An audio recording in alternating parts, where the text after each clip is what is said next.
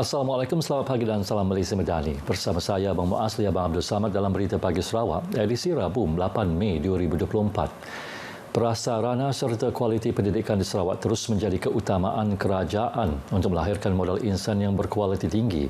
Premier Sarawak, Datuk Petinggi Tan Sri Abang Jari Tun Openg berkata langkah ini penting demi kesinambungan pembangunan negeri sejajar dengan misi dan visi kerajaan yang kini giat membangunkan ekonomi baharu.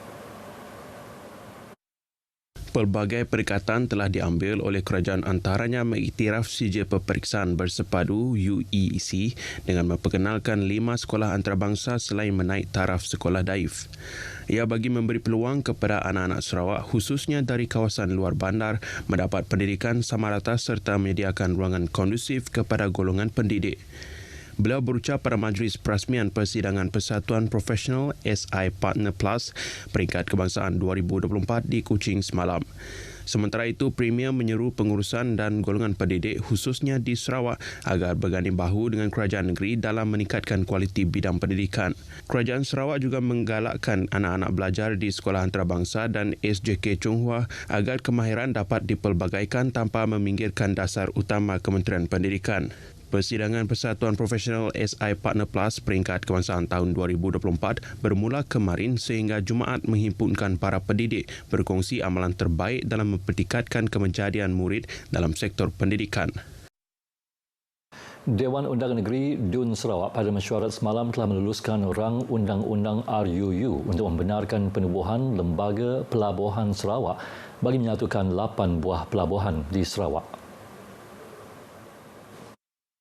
Timbalan Premier Sarawak Dato' Amar Douglas Ugambas semasa membentangkan usul itu berkata Lembaga Pelabuhan Sarawak akan memperkemas dan menyelaras pembangunan, pembesaran dan penambahbaikan pelabuhan di Sarawak. Ia juga akan memudahkan pembangunan perniagaan pelabuhan dan kawasan pedalamannya serta perhubungan dengan pelabuhan dan hub pengangkutan lain di luar Sarawak. Kelulusan ini juga akan melesenkan semua pengendali pelabuhan dan pengusaha pelabuhan bagi menggalakkan kecekapan dan kebolehpercayaan perkhidmatan, kemudahan mengikut piawai antarabangsa dan amalan terbaik yang diiktiraf. Pada masa sama akan bertindak sebagai pihak berkuasa bagi mana-mana zon bebas yang ditubuhkan di bawah dan tertakluk kepada Seksyen 3/2 Akta Zon Bebas 1990 dan untuk mengguna pakai penyelesaian karbon rendah dalam pengurusan dan operasi perusahaan pelabuhan. Seramai 20 adun terlibat dalam debat usul tersebut.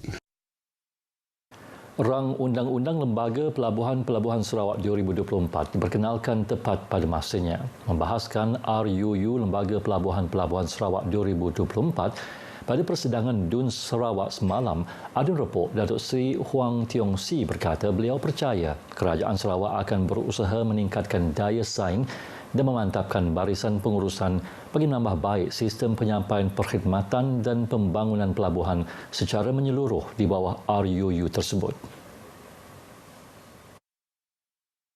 Terdahulu beliau berkata industri pelabuhan merupakan antara industri yang sentiasa dinamik dan kompetitif pada era globalisasi ini. Jelasnya memandangkan sebahagian besar perdagangan di dunia bergantung kepada pengangkutan laut, maka pelabuhan memainkan peranan sangat penting dan merupakan satu penanda aras pembangunan ekonomi dan kemajuan sesebuah negara.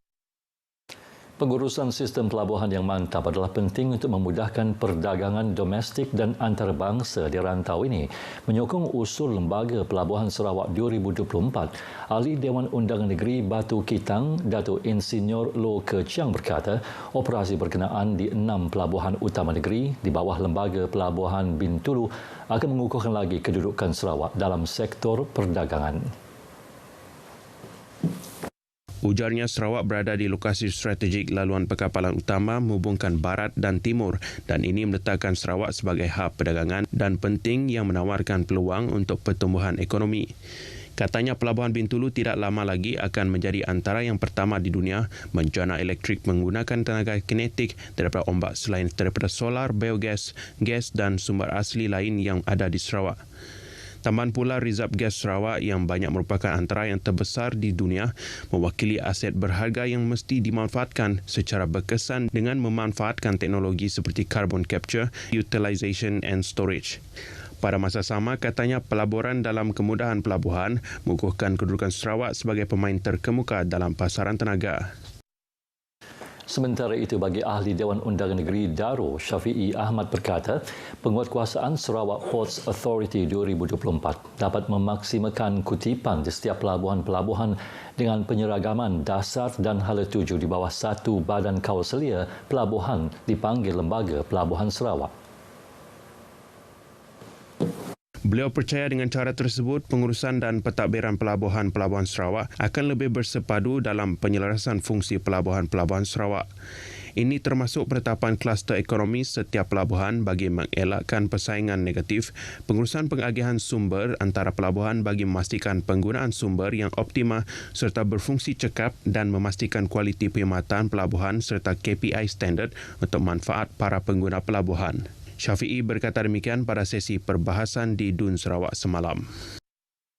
Seramai 23 orang individu kepulihan atau dikenali sebagai orang kena pengawasan OKP sedang menjalani rawatan dan pemulihan di daerah Kabung.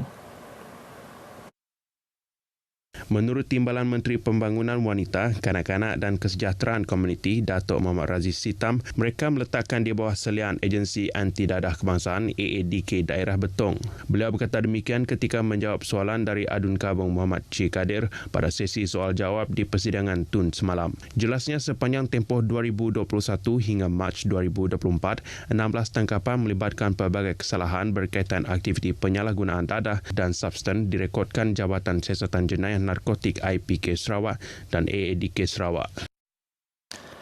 Seorang anggota polis berpangkat sarjan mengaku tidak bersalah di Mahkamah Magistrate Sibu semalam atas dua pertuduhan memperdaya seorang wanita warga emas Oktober tahun lalu. Menurut fakta kes, suspek Philip Lune, 34 tahun, bertugas sebagai penolong pegawai penyiasat, telah memperdaya seorang wanita warga emas berusia 68 tahun dengan meyakinkan wanita itu beliau boleh mendapatkan semula wang yang ditipu sindiket pelaburan berjumlah RM2,300.